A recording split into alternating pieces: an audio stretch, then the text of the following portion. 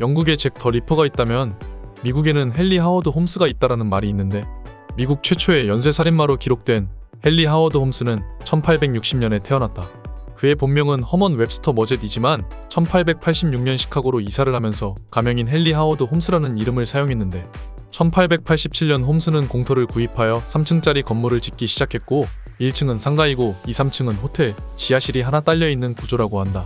이 호텔은 1892년 완공되었는데 건물의 설계도를 여러 개로 나누어 6개가 넘는 건설사를 통해 짓기 시작했고, 공사비 체불 등으로 지연을 거듭했으며 시공자가 수시로 바뀌는 등의 사정으로 이 건물의 비밀 공간을 아는 사람이 없을 수 있었다.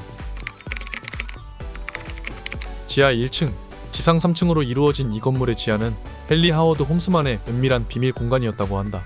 건물의 내부 구조를 보면 완벽한 방음시설, 공간 변형이 가능한 이동 벽체, 가스 주입용 가스관, 밀폐 공간, 실내 감시용 구멍, 지하실로 사람을 이송할 수 있는 병사 배출구 등으로 이루어져 있다. 외관은 평범한 호텔이었으나 실체는 그와 전혀 달랐고 말 그대로 사람을 해치기 위한 살인의 성이었다. 당시 의대에서는 해부용 시신을 높은 금액에 사들여 학업을 위해 사용했었는데, 그는 이를 이용해서 비싸게 시신을 판매하기 위해서 대규모 살상이 비밀스럽게 가능한 호텔을 지었던 것이라고 한다. 그의 범행은 1893년 46개국이 참가한 만국 박람회가 시카고에서 개최되고, 이를 관람하기 위해 많은 사람들이 방문하면서 본격적으로 시작되었다.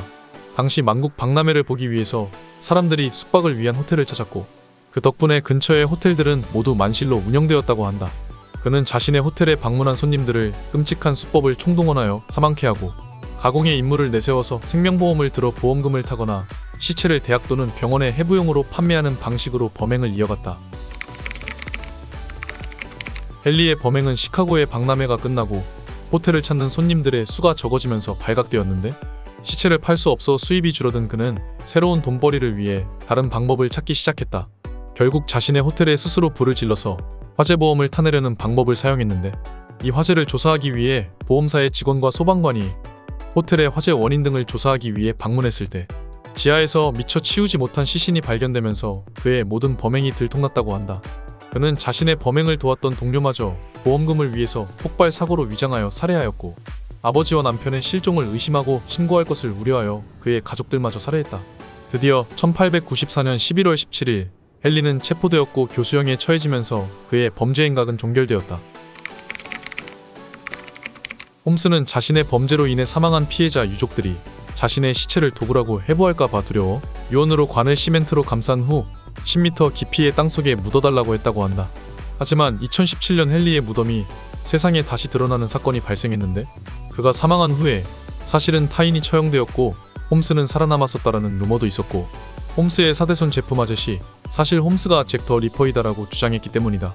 잭 더 리퍼는 1888년 8월부터 범행을 시작했는데, 그의 범행 시기와 홈스가 시카고에서 살인 호텔을 짓고 활동한 시기가 맞아떨어지면서 이 주장에는 힘이 실렸다고 한다.